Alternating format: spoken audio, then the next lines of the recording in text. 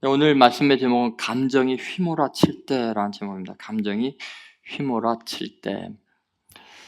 존 헌터라는 분이 있었습니다. 이분은 스코틀랜드 태생이고 영국 외과 의사이고 또 병리 해부학의 선구자입니다. 해부학의 선구자이고 이분은 외과 의사인데 외과 수술을 과학적으로 과학으로 이끈 과학자이기도 합니다. 그래서 굉장히 중요한 인물입니다.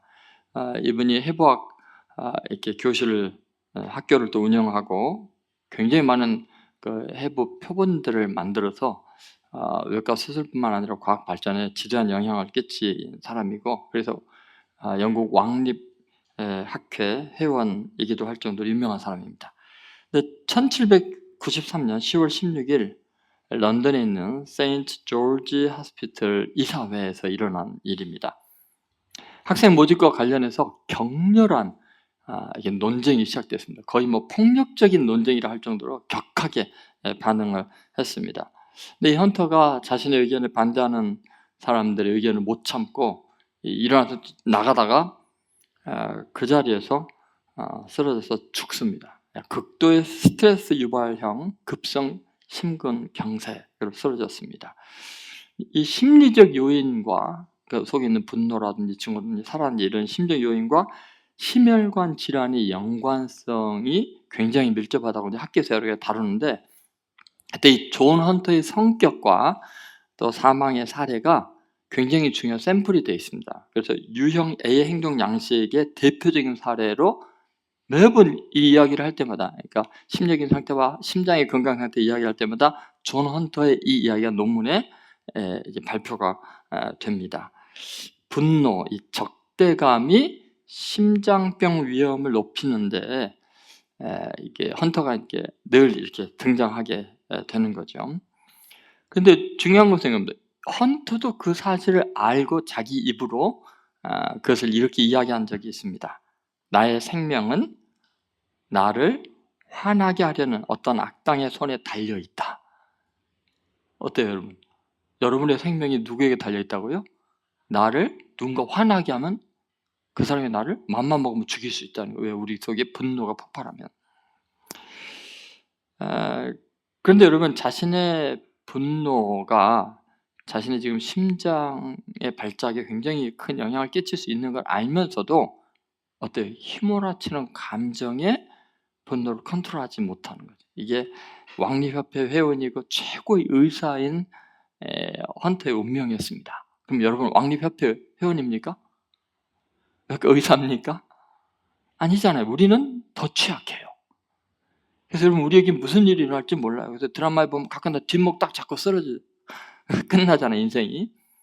그게 언제 우리의 사건이 될지를 모릅니다. 여러분, 감정은 하나님께서 우리에게 주신 가장 큰 선물 중에 하나입니다. 감정이라는 것이 우리의 삶을 얼마나 풍요롭게 하고 입체적으로 만들고 윤택한지 모릅니다. 그런데 이 감정이 한 곳으로 분노나 미움이나 증오로 휘몰아치게 되면요, 사람이 자신을 컨트롤할 수가 없습니다. 자기 생명도 보장할 수가 없습니다. 그러면 다른 사람에게 그 감정이 분노가 폭발할 때 한 말 때문에 사랑하는 사람을 영원히 잃어버릴 수 있습니다. 굉장히 그 리더십이 필요한 뭐 그룹 회장님들이나 사장님이나 어떤 대표들은 특별히 감정이 휘몰아칠 때는 어떤 중요한 결정을 내리면 그 회사 전체 운명이 다 무너져 내릴 수 있습니다. 뭐 정치 지도자들도 마찬가지겠죠.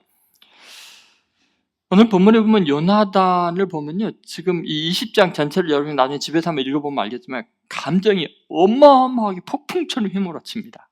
지금 이 20장 우리는 앞부분을 보고 있지만 뒷부분을 조금 이따 제가 한번 소개를 해드리겠습니다만 극한 감정의 충돌이 일어나고 있습니다. 왜냐하면 사울 왕은 다윗을 향한 증오심이 폭발하고 있습니다. 반드시 죽여야 될 자라고 지금 막 소리를 지를 정도이고요. 다윗은요, 자신의 운명에 대한 처절함, 억울함 때문에 자기와 사망 사이는 한 걸음뿐이라고 요나단 왕자를 들러 나오게 해갖고 붙들고서 막 통곡을 하고 울고 있습니다. 아버지의 증오심과 친구에 대한 사랑, 이 둘 사이에서 요나단은 정신을 차릴 수 없을 만큼 지금 복잡한 감정에 소용돌이 속에 휘말려 있습니다. 그래서 더 놀라운 것은 이 속에서 평안함을 유지하고 있다는 거예요. 사실은 가장 지금 위험한 상태에 있는 것이 요나단이잖아요. 지난주에 말씀드렸습니다만 이제 곧 요나단은 제거되고 죽을 수밖에 없는 운명이에요. 다윗의 등장 자체가, 존재 자체가. 정말 요나단은 다윗이 죽음과 한 걸음이 아니라 자기가 곧 며칠 있으면 죽게 될 운명인 걸 알고 있었습니다. 그런데 요나단은 완벽하게 이성을 잃지 않습니다. 그리고 영적인 통찰로 이 위기를 극복해 나가면서 역사의 가장 위대한, 정서적으로 안정되어 있는, 그리고 역사의 흐름을 바꿔놓는 위대한 인물로 길이 기억이 됩니다. 자, 어떻게 이게 가능할까요? 요나단이 가능했다면 우리도 가능할 줄로 믿습니다. 하나님께서 오늘 요나단의 그 감정 컨트롤의 능력이 어디서 왔는가를 이 본문을 통해서 우리에게 알려주고 계시고, 오늘 이 말씀을 통해서 여러분이 정말 감정으로부터 자유로워지는 은혜가 있게 되기를 주의 이름으로 소망합니다. 첫 번째는 모든 상황에 하나님을 초대하라. 한번 따라해보세요. 모든 상황에 하나님을 초대하라. 여러분, 사건이, 사람이, 인간이 내 감정을 복받치게 할 때, 그때 그 순간에 하나님의 시각으로 그 상황을 바라보는 거예요. 하나님이 이곳에 함께하고 계신다. 여러분, 어떤 말이 함부로 막 나오려 할 때 하나님이 지금 이 자리를 주관하고 계시다. 이 사건의 주인공이시다라는 것을 기억하라는 거죠. 그것을 이제 잘 보여주는 것이 오늘 본문에 굉장히 많이 나와 있습니다. 이게 이제 어느 정도까지 상황이 심각한 거를 우리가 한번 생각을 해봐야 돼요. 아까 말씀드렸다시피 지금 이 상황은 이 사무엘상 20장 30절에 보면 이렇게 나옵니다. 사울이 요나단에게 화를 내어 그에게 이르되 폐역무도한 계집의 소생아, 내가 이새의 아들을 택한 것이 내 수치와 내 어미의 벌거벗은 수치됨을 내가 어찌 알지 못하느냐, 뭐 이렇게 지금 화가 나 있어요. 사울왕이. 이새의 아들이 땅에 사는 동안은 너와, 이새의 아들이 누구예요? 다윗이죠. 너와 내 나라가 든든히 서지 못하리라. 너와 내 나라, 요나단을 좀 왕으로 임명하려는 거예요. 그거 든든히 못 선다. 다윗은 반드시 제거해야 된다. 그런즉 이제 사람을 보내어 그를 내게로 끌어오라. 그는 죽어야 할 자니라 한지라. 지금 이런 상황이라는 거예요. 요나단이 그 아버지 사울에게 대답하여 이르되 그가 죽을 일이 무엇이니까 무엇을 행하였나이까? 사울이 요나단에게 단창을 던져 죽이려 한지라. 요나단이 그의 아버지가 다윗을 죽이려 결심한 줄 알고 심히 노하여 식탁에서 떠나 그 달의 둘째 날에 먹지도 아니하였으니 이는 그의 아버지가 다윗을 욕되게 하였으므로 다윗을 위하여 슬퍼하였더라. 지금 요나단 상황이 어때요? 너무 아버지가 격분해가지고 폐역무도한 자식이라고 하고 창으로 던져서 왕자를 죽이려고 할 정도로 지금 심각한 상황입니다. 그런데 그런 상황에서 요나단이 다윗을 옹호해요. 그가 죽어야 자기가 왕이 되고 나라가 든든히 설 텐데 요나단이 자기의 친구를 옹호하고 있습니다. 여러분, 자기 친구와 아버지 사이에서, 그리고 자신의 운명과 다윗의 운명 그 사이에서 선택을 해야 되잖아요. 얼마나 괴롭겠습니까? 여러분, 이 정도까지 힘든 상황에 몰린 사람이 몇 명이나 되겠습니까? 한 사람이 자기의 지휘 명령체계에 도전한다는 것에 대한 격분한 것 때문에 이렇게 어마어마한 피해가 날 수 있습니다. 지금 요나단의 입장에서 그렇습니다. 지금 사울 왕의 이 격분 이대로 만약에 요나단이 반응을 하면요, 무슨 일이 일어나겠어요? 다윗의 진영과 사울 왕의 진영이 내전이 일어날 수밖에 없습니다. 그럼 이스라엘 백성들은 형제가 형제를 죽이는 참혹한 상황으로 몰릴 수밖에 없습니다. 굉장히 이 감정의 컨트롤이 중요한 시점이죠. 요나단은 놀랍게 이 양가 감정이잖아요. 사랑과 미움 사이에서, 내 운명과 다윗의 운명 사이에서 하나님의 나라가 임할 거냐, 사울 왕 자기의 나라가 임할 거냐, 내 나라가 임할 거냐, 이 사이에서 어마어마한 범민을 하게 됩니다. 그런데 그는 정치적인 입지를 생각하지 않고 철저하게 하나님 나라의 중심으로 하나님을 선택하게 됩니다. 지금 일반적으로 이런 상황에서는 하나님에 대한 생각이 안 떠오르거든요. 너무 현실적인 문제가 중차대하잖아요. 자기 왕조가 멸망당하느냐, 아니면 정말 다윗의 나라로 완전히 바뀌어버리는 이 엄청난 사건 앞에서, 이 현실적인 문제 앞에서 하나님이 생각나겠습니까? 그런데 놀랍게도 하나님을 이 모든 상황에 갑자기 개입을 시킵니다. 요나단이. 내 감정도 아니고 다윗의 감정도 아니고 아버지의 감정도 아니고 하나님의 마음, 하나님이 이 모든 걸 다스리시지 하고 하나님을 갑자기 끌어들입니다. 그걸 어떻게 알 수 있냐면요, 요나단과 다윗의 대화를 보면요, 요나단이 말마다 사안마다 하나님의 주도성을 이야기를 합니다. 여러분 보세요. 막 부부가 막 화를 내고 있어요. 친구 사이가 막 힘들어져요. 회사에서 뭐 할 때만 화를 내요. 그때 하나님께서 너와 함께하기를 원하고 나와 함께하기를 원한다. 하나님께서 당신과 내 사이에 판단해 주시기를 원합니다. 하나님을 바라보라는 거예요. 여러분, 이게 얼마나 중요한지 모릅니다. 흔히 여러분, 세상의 심리학 상담사들은 감정이 복받칠 때, 힘들 때 어떻게 하라 그래요? 과거를 돌아봐라. 과거에 너가 어렸을 때 누구가 어떻게 당했는지 뭐 그거를 경험해야 돼, 이렇게 하는데요, 근본의 해결이 안 됩니다. 아무리 인간과 인간 사이에서 일어나나 힘들고 어려운 일을 인간관계 속에서 해결할 수가 없어요. 너와 나 사이에는 하나님이 판단하실 거다, 이 믿음이 있어야 돼요.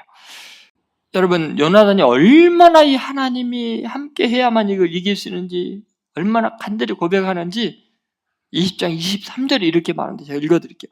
너와 내가 말한 일에 대하여는 여호와께서 너와 나 사이에 영원토록 계시느니라.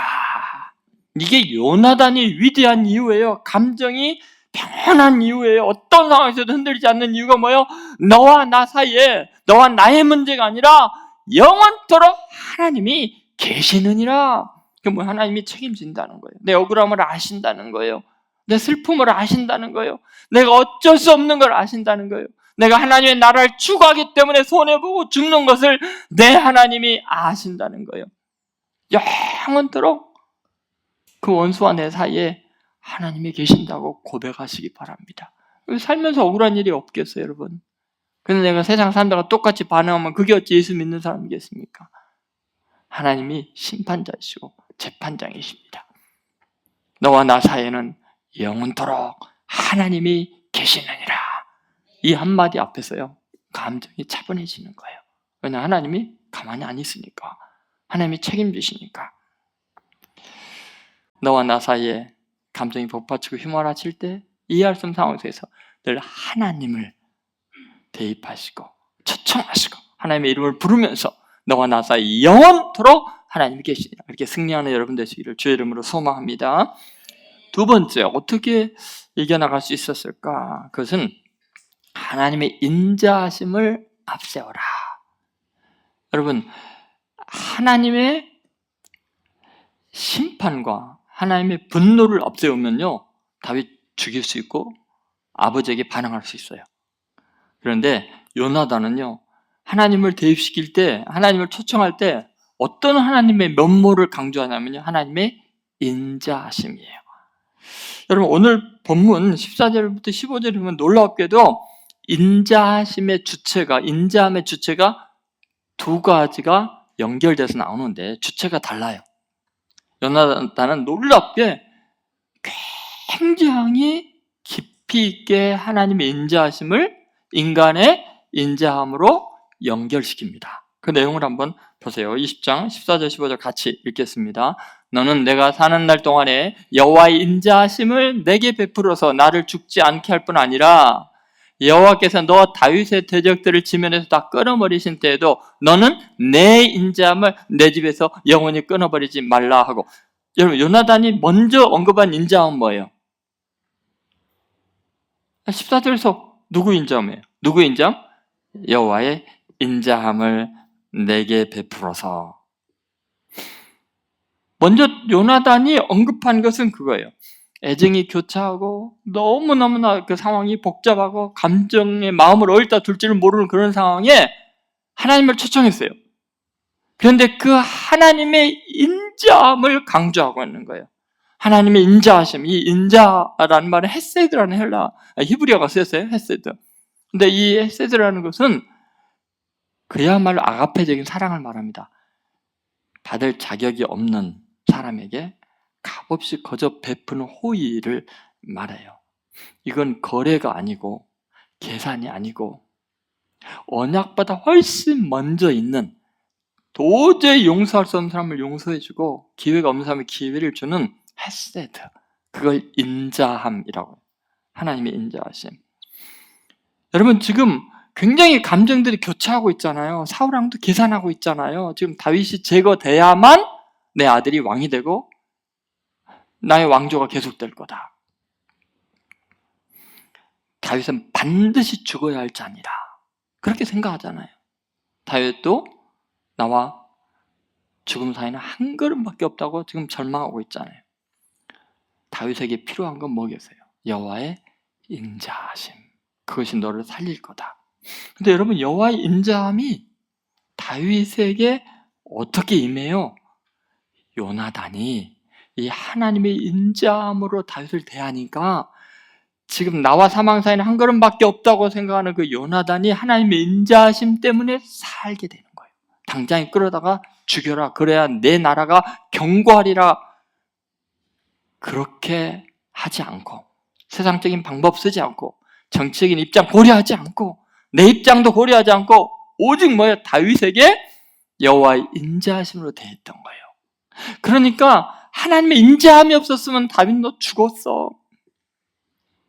그러면 그 하나님의 인자함으로 너가 나를 대해야 해. 네가 왕이 된 다음에 우리 집안에 대해서 그 하나님의 인자함을 생각해라.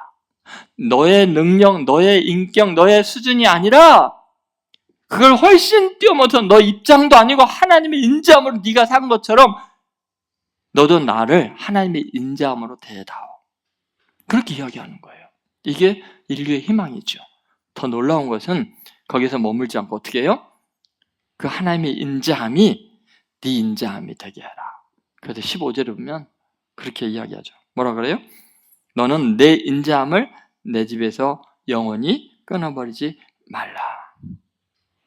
여러분, 요나단이 얼마나 중요한 그 인자함에 대한 강조를 하고 있는가, 그것이 얼마나 세상의 희망인가를 우리에게 보여주고 있는 거예요. 여러분, 이 두 가지 감정이 섞여 있는 이런 상황에서 인간의 감정이 아니라 하나님의 인자하심만이 모든 것을 해결하는 마스터키예요. 그것이 지금 다윗이 살 수 있는 길이고 나중에 요나단의 삶이 헛되지 않고 그 집안이 끊어지지 않는 유일한 희망이라는 거예요. 감정이 휘몰아칠 때 여러분, 하나님의 인자하심이 내게 머물게 해야 돼요. 그리고 이 인자함으로 다른 사람을 대하시면 놀랍고 위대한 삶이 될 줄로 믿습니다. 근데 세 번째 중요한 거 있습니다. 그의 생명을 내 생명으로 전환하라입니다. 자, 이 세 번째가 왜 중요하냐면요, 아무리 하나님의 인자하심을 내게 머물게 하더라도 내 운명은 어떻게 돼요? 다윗 때문에 죽어야 되잖아요. 그죠? 현실적인 고통이 너무 크잖아요. 너무 비참하고 억울하잖아요. 요나단 정말 용사 중에 용사였어요. 요나단은 하나님을 정말 사랑하고 경외하는 사람이었어요. 진짜 왕다운 왕은 누구예요? 요나단이에요. 다윗보다 훨씬 훌륭합니다. 인품이고 믿음이고 능력이고 신분도 그렇고요. 근데 너무 억울하지 않아요? 하나님의 인자함이 현실 세계 속에서 나를 지워버리는데, 내 정적에게는 기회가 되고 나는 사라지게 되는데, 이걸 어떻게 극복했을까요? 요나단이. 여러분, 그 요나단이 극복한 방법이 바로 16절, 17절에 나와 있습니다. 사무엘상 20장 16절, 17절 한번 같이 읽어보겠습니다. 이에 요나단이 다윗의 집과 언약하기를 여호와께서는 다윗의 대적을 치실지어다 하니라. 다윗에 대한 요나단의 사랑이 그를 다시 맹세하게 하였으니 이는 자기 생명을 사랑함 같이 그를 사랑함이었더라. 아멘. 여러분 잘 보세요. 지금 대적이라는 단어가 나오잖아요. 다윗의 대적이 누구예요? 사울 왕이고 자기잖아요, 사실은. 그런데 어떻게 이걸 극복해 나갔냐면요. 다윗을 사랑하는데 자기의 생명같이 사랑하니라. 자기의 생명을 사랑함같이 사랑하니라. 그러면 자기의 생명과 다윗의 생명이 있어요. 그런데 이 둘은 분명히 양립할 수 없어요. 다윗의 생명이 존재하면 요나단의 생명은 반드시 제거될 수밖에 없고 반대도 마찬가지예요. 그러면 해결책이 뭘까요? 그것은 다윗의 생명과 내 생명을 결탁시키는 거예요. 다윗의 생명이 그 내 생명이다. 그게 어떻게 가능해요? 사랑이 가능하게 해요. 그래서 그렇게 나와요. 자기의 생명을 그 다음 뭐요? 사랑함 같이 그를 사랑하였더라. 여러분 사랑이 모든 걸 가능하게 해요. 사랑할 때 그 사람의 생명에 대한 고통, 아픔, 절망이 내 아픔으로 느껴지는 거예요. 그 사람이 사는 게 내가 사는 거, 그 사람이 죽는 게 내가 죽는 거예요. 그래서 연인 가운데 사랑하면 그 사람이 아픈 것이 내가 더 아파요. 자식을 사랑하고 부모를 사랑하면 그의 생명과 내 생명이 결탁되어 있어요. 자기 생명보다 더 사랑해요. 여러분 다윗의 존재 자체는 요나단의 희생으로 가능한 거였어요. 다윗의 성공하는 순간순간은 전부 다 요나단의 지혜와 사랑과 충고와 숨결이 거기에 다 스며 있어요. 나중에 다윗의 모든 행적들을 보면요, 다윗이 상당히 성질이 급하고 그렇잖아요. 자기를 멸시했다고 해서 미련한 사람 누구예요? 나발. 그날로 다 남자들까지 그 안에 있는 집안의 종들까지 다 죽이겠다고 할 정도로 감정 컨트롤이 안 되는 것이 다윗이에요. 그러니까 골리앗 보고 폭발한 거 아니에요? 그런데 요나단을 만나고 나서부터 다윗이 이게 컨트롤이 되기 시작하는 거예요. 여러분 다윗의 성공을 한번 생각해 보십시오. 다윗의 성공, 성품, 그 모든 수고와 신앙 속에는 요나단의 숨결이 함께 쉬어지고 있어요. 여러분 우리는 내 감정이 휘몰아칠 때 상황이 그럴 때 어쩔 수 없는 건 우리 인간이지만 그때 꼭 요나단의 방법을 사용하세요. 먼저 뭐 하라고요? 하나님께서 이곳에 너와 나 사이에 영원히 있기를 원한다. 아멘? 두 번째가 뭐였죠? 하나님의 인자하심. 그것을 내 인자하심으로 하나님의 인자하심이 내 안에 영원토록 머물게 하라. 그래야 하나님의 준엄함에 임하지 않으니까. 하나님의 인자하심만이 희망이다. 마지막 세 번째 뭐예요? 그의 생명과 내 생명을 결탁시키는 거예요. 내 생명이 그에게 있고 그의 성공이 내 원수의 성공이 내 열매가 되게 만들어라. 멋진 일입니다. 그래야 세상에 희망이 있습니다. 손영환 목사님, 제가 말하려면 끝이 없겠죠. 넬슨 만델라 남아프리카 공화국에 정말 위대한 평화와 사랑을 심어준 사람들, 우리나라에도 너무나 많고요. 저는 여러분들이 오늘 이 말씀을 통해서 휘몰아치는 감정에서 자유케 되기를 바랍니다. 그리고 위대한 인생의 열매를 맺는 능력 있는 그리스도인들 되시기를 주의 이름으로 축원드립니다.